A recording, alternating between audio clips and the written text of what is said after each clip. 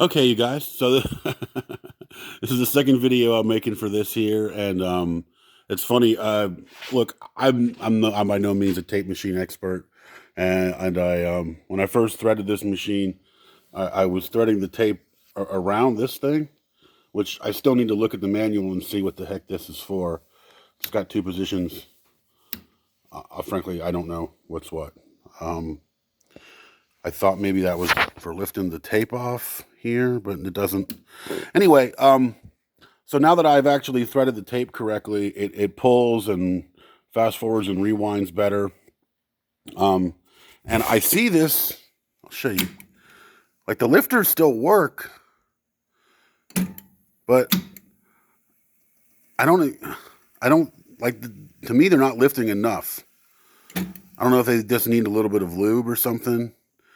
But you can see that the fast forward works. Working really well, actually. Stop works, and it's a soft stop, not a jerky stop. There's rewind. Rewind works. And again, some soft stop. And play works. It pulls good. And it pulls evenly. It's not like jerking around or anything like that. That's in high speed, and I can knock it down to low speed. And it actually ramps to that. Instead of just switching, it kind of ramps to it. So, you can see right here, I have a microphone hooked up. It's just this simple mic right here. And the VU meter does bounce. Now, I checked the levels on, that was channel 1, channel 2, that works too. Although that one's, yeah, see, there we go. And then channel 3, that works good. The VU meter, see. But then channel 4, oh, there we go. That's so weird. All it needed was for me to get a little bit loud there. And it's funny, the more I use this deck, the more things start to work. Like, that's so strange that all of a sudden me just getting a little bit loud basically opened her up. So, I should recheck the record function on channel 4. When I originally tried this before, the first 3 channels recorded, but the output was really low. And I don't know, maybe that just has something to do with this thing just needs to wake up a bunch. I mean, obviously it needs a service. It needs a cleaning. It needs someone to go through it. It probably needs lubrication. It probably needs some deoxidization. The knobs are all nice and smooth and tight. Like none of them feel wonky or loose, but they're all a little scratchy. It happens from sitting. A little squirt of fader lube will take care of that. All the lights work on the VU meters. All the lights work on the switches. You can see the record light works. I don't know if it's not, the pause function is not working, and I don't know if, is that what this is for? I don't know. It's whatever it is, or maybe it won't pause when it's, anyway, pause is not working. Everything else works. These switches all work for monitoring. These switches so far, I haven't run any line inputs into it, but they all work in mic and mic attenuation. Let's see. Low and high speed work. I haven't tested this for small or large reel, but I don't see why not. The counter works. I haven't tried it yet in the pitch control, but again, I don't see why that wouldn't work. Mostly because I haven't gotten a good recording yet. Like I said, the output's been low, so I'm kind of stuck with checking some of these extra functions like that, and I don't know if I'm doing the pause wrong, and I don't even know what this is for. So I don't know what to test there. I've tested everything I can physically. She's in good shape. She's solid. The wooden sides are a little bit beat up.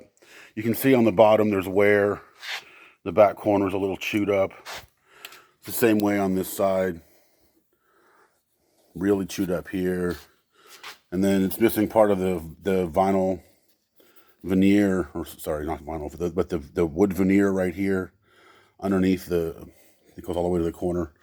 And then, of course, there's this little ding in the chassis itself. Other than that, the chassis is in pretty good shape. And that should bend out. But yeah, she's solid, and I'm going to sell her for parts or repair because she's not fully functional. But you can see that the important stuff works. And the more I use it, the more stuff just seems to be coming back to life. So someone that goes through this thing will have a really nice machine when they're done with it. So anyway, if you have any questions, be sure to ask.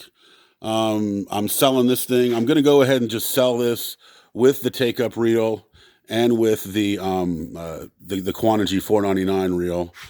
And yeah, that way you're ready to go. And I don't know what kind of shape this reel of Quantigy is in. It is going to come with the original plastic case. And it had a little bit of mold on it when I first got it on the exposed edges here. It doesn't look like it's shedding or anything like that, so I don't think you have to worry about that. I don't know. You might need alignment, but the heads look pretty good. And I'll rewind it here real quick and show you how that works. And yeah, like I said, these lifters, they weren't lifting all the way. I don't know if that's some kind of relay thing or if they're just gummed up a little bit. But again, that's probably part of the service process. And again, I don't know if it's normal or not, but the cap stand is still turning as if it was in play while the rewind is going. And let's see. Cool. The arm turns it off automatically. And then it soft stops. Yeah, look at that. Let's see. Can't really get in here very well, but you can see the heads aren't that bad. I mean, they're a little dirty, and they could use a good cleaning. Looks like some of the tape is coming off there. Not sure what that is. Is that what? I don't really know what tape shedding is. I've only heard about it, but I thought it would be way worse than just a few little bits and pieces. That might be normal. But you can see right here.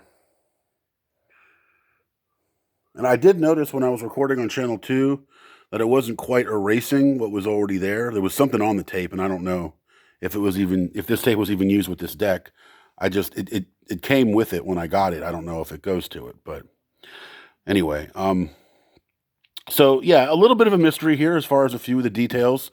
So, it's like buying an old car. It's probably had a couple of owners, probably gone through a little bit, but it looks like other than getting dinged a little bit right here on the corner, it's probably been okay the rest of its life.